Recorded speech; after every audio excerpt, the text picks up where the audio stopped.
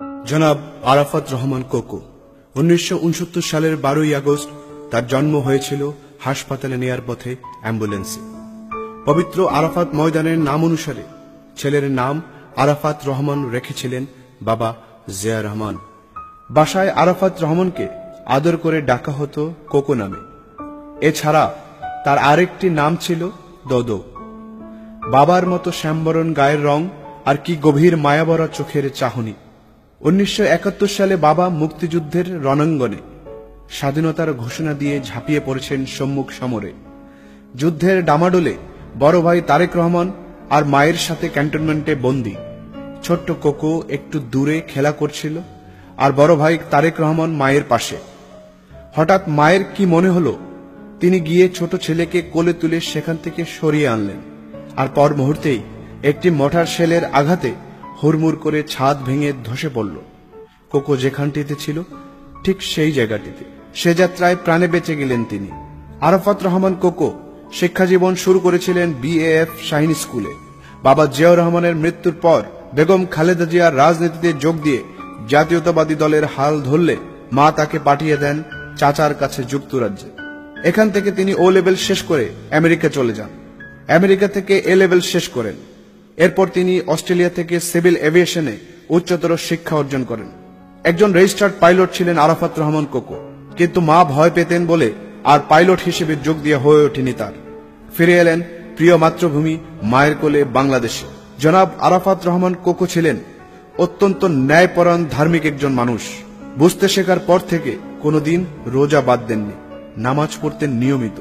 ধর্মীয় রীতিনীতি বিরুদ্ধ বলে জন্মদিনের কেক কাটতে চাইতেন না তিনি। বাবার মতোই খুব সাধারণ জীবনযাপন করতেন আরাফাত রহমান। খেতেন খুব অল্প পরিমাণে। হই হুল্লোড় আর উচ্চস্বরে মিউজিক পছন্দ করতেন না। নিরিবিলি জীবন পছন্দ করতেন তিনি। নিয়মিত খেলাধুলা করতেন কোকো। ক্রীড়াপ্রেমী কোকো ডেভেলপমেন্ট কমিটির চেয়ারম্যান থাকাকালীন সময়ে বিসিবিকে নিয়ে গেছেন অন্য এক উচ্চতায়। তার হাত ধরেই আন্তর্জাতিক মানের খেলোয়াড় তৈরি করেছে বিকেএসপি। আজকের বিশ্বসেরা সাকিব, তামিম, মুশফিকরা তারই হাতে গড়া। ওল্ড ডিওএইচএস এর চেয়ারম্যান ছিলেন তিনি। বাংলাদেশ ক্রিকেটে তার অসামান্য অবদান স্বীকার করতেই হবে। বিভিন্ন সামাজিক, ক্রিয়া ও সাংস্কৃতিক কাজের সাথে ওতপ্রোতভাবে জড়িত ছিলেন জনাব আরাফাত রহমান। নিজে ক্রিকেট প্রেমী হলেও ফুটবলেও তার গভীর আগ্রহ ছিল। বিশ্বকাপ আসলে সহোৎসাহে পরিবারের সবাইকে নিয়ে ফুটবল খেলা দেখতেন আরাফাত রহমান। তার ঐকান্তিক প্রচেষ্টা আর উদ্যোগে বগুড়াতে আন্তর্জাতিক মানের শহীদ চান্দু স্টেডিয়াম নির্মাণ করা হয়। সেই শহীদ চান্দু স্টেডিয়াম নিয়ে বগুড়াবাসী যেমন গর্বিত, একই সাথে তিনি স্থান করে নিয়েছেন তাদের হৃদয়ের মণিকোঠায়। হৃদয় ভরা ভালোবাসা নিয়ে জন্মেছিলেন কোকো, আর পেয়েছেন সবার ভালোবাসা। আরাফাত রহমান ছিলেন বাবা মার অত্যন্ত আদরের সন্তান, আর বড় ভাই তারেক রহমানের প্রাণের অধিক প্রিয় ছোট ভাই।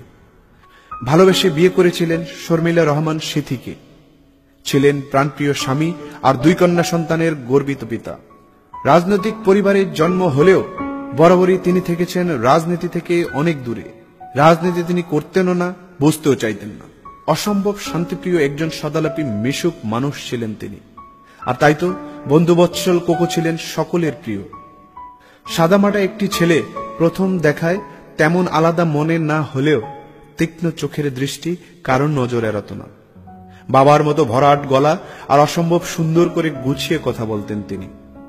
তার নেতৃত্ব দেওয়ার সহজাত গুণের কারণে বন্ধুমহলে ছিলেন অত্যন্ত জনপ্রিয়। রাজনৈতিক কোনো অভিলাষ না থাকলেও ষড়যন্ত্রমূলক অপরাজনীতির শিকার হয়েছেন আরাফাত রহমান। 2007 সালে তাকে গ্রেপ্তার করে চালানো হয় অমানসিক নির্যাতন, জড়ানো হয় ষড়যন্ত্রমূলক মিথ্যা মামলায়। তাকে ধরে নিয়ে যাওয়ার সময় নির্ভীক আরাফাত রহমান অফিসারদের ভরাট কণ্ঠে জিজ্ঞাসা করেছিলেন, আমাকে নিতে এসেছেন? কোথায় যেতে হবে, চলেন।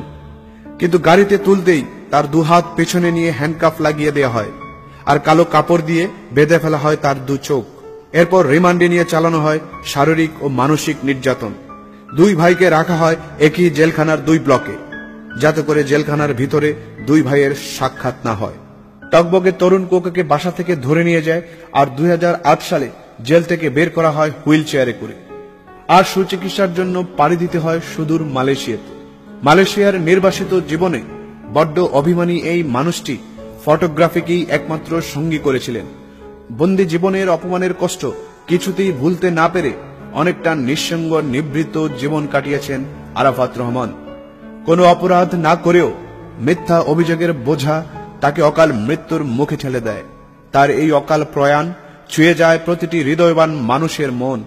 তার জানা যায় শরিক হতে সাধারণ মানুষের ঢল নামে। মহাসমুদ্রের ঢেউয়ের মতো প্রতিটি জনস্রোতের লক্ষ্যস্থল ছিল একটাই, বাইতুল মোকাররম মসজিদ। এই জনসমুদ্রের দোয়া আরাফাত রহমানের জন্য, এই জনসমুদ্রের ভালোবাসা ও সহমর্মিতা জিয়া পরিবারের জন্য। ছোটবেলায় বাবাকে হারিয়ে বাবার আদর থেকে হয়েছেন বঞ্চিত। পড়াশোনার জন্য দীর্ঘদিন বিদেশে থাকায় আর সবশেষে রাজনীতির বলি হয়ে মৃত্যুর আগ পর্যন্ত প্রাণপ্রিয় মা এবং বড় ভাইয়ের স্নেহ থেকে বঞ্চিত থেকেছেন। কিন্তু তার মৃত্যুর পর কোটি মানুষের হৃদয় উজাড় করা ভালোবাসা প্রমাণ করে দিয়েছে আসলে তিনি কারো ভালোবাসা থেকে বিন্দুমাত্র বঞ্চিত হননি।